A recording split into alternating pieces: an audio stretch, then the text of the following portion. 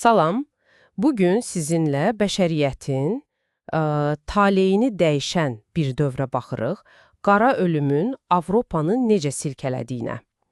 Əlimizdəki bu sənədlər, qeydlər o görünməməz düşmənin hekayəsini danışır. Gəlin bu materiallara birlikdə nəzər salaq. Bəli, məqsədimiz sadəcə faktları demək deyil. Əsas odur ki, bu pandemiya hardan çıxdı, cəmiyyətə necə təsir etdi, yəni və bugünə nə öyrədir onu anlayaq. Sizin topladığınız materiallar, baxın, çox dəyərlidir bu işdə. Elə isə başlayaq. İlk ağla gələn sual. Bu fəlakət, bu qorxunc qonaq Avropaya necə gəlib çıxdı axı? Sənədlərdə 1346-cı il Krim, Kaffa limanı adı çəkilir. Çox dəhşətli bir epizod var orada. Tatarlar mühasirədəykən taamlı cəsədlərin mancanaqla atırlar şəhərə. Bu həqiqətən də ilk bioloji silahlardan sayıla bilərmi? Bu çox güclü bir fərziyyədir, hə. Və faciənin qığılcımı belə deyək, oradan başlayır. Amma əsas yayılma, bilirsiniz, Kaffadan çıxan o ticarət gəmiləri ilə olur. Yəni onlar təkcə mal aparmırlar. Hə, özləri ilə xəstəliyi də daşıyırlar. Məhz elə.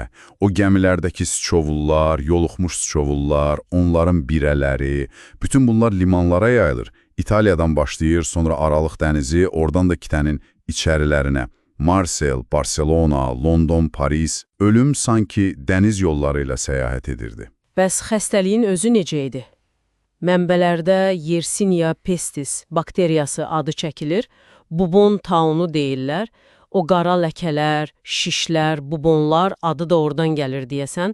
Təsvirlər açığı adamı dəhşətə gətirir.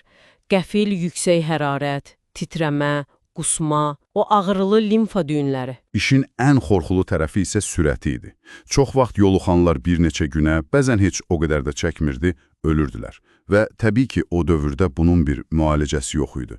Tam bir acizlik. Təsəvvür edin də, axşam ailə sağlam yatır, səhər otaqda bəlkə də heç kim sağ qalmırdı. Bəli. Bu kütləvi bir qorxu yaradırdı. Çarəsizlik, insanların psixologiyası alt-üst olmuşdu. Belə bir fəlakət qarşısında, anlamaq mümkün olmayan, qaçılmaz görünən bir şey qarşısında insanlar səbəb axtarır təbii. Sizin mənbələrdə də bu görünür. Çoxları bunu Allahın qəzəbi kimi qəbul edirdi, elə deyilmi? Elədir. Bu çox yayğın fikir idi.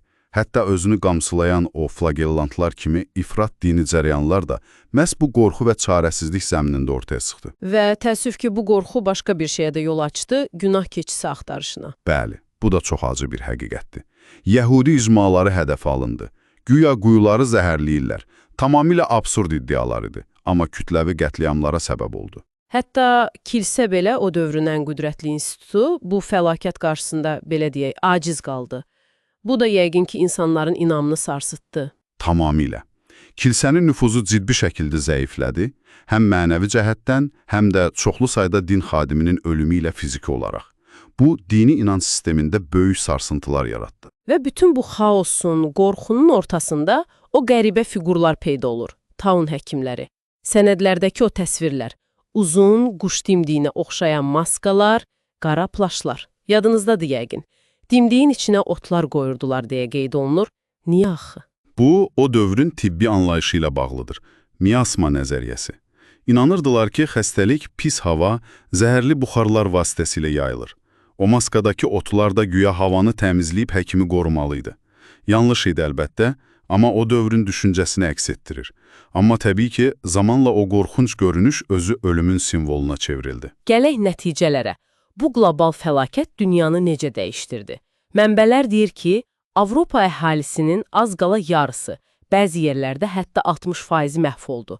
Bu inanılmaz bir rəqəmdir.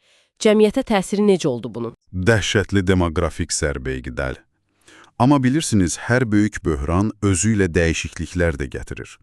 Əsas məqamlardan biri odur ki, işçi qüvvəsi kəskin şəkildə azaldı.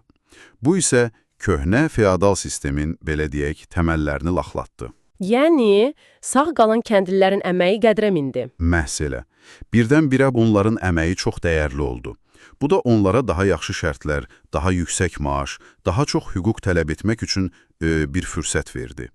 Sosial strukturlar dəyişməyə başladı. Şəhərlərdəki o böyük boşalma bəlkə də gələcəkdə sanitariya, təmizlik məsələlərinə daha çox diqqət yetirilməsinə səbəb oldu. Ola bilər, bəli. Şəhərlərin yenidən qurulması prosesində bəlkə də bu təcrübə nəzərə alındı. Və əlbəttə, kilsənin zəifləməsi. Bu da çox önəmli nəticə idi. Bayaq dediyiniz kimi nüfuzunun azalması. İnsanın özünə, dünyaya fərqli baxışına yol açdı.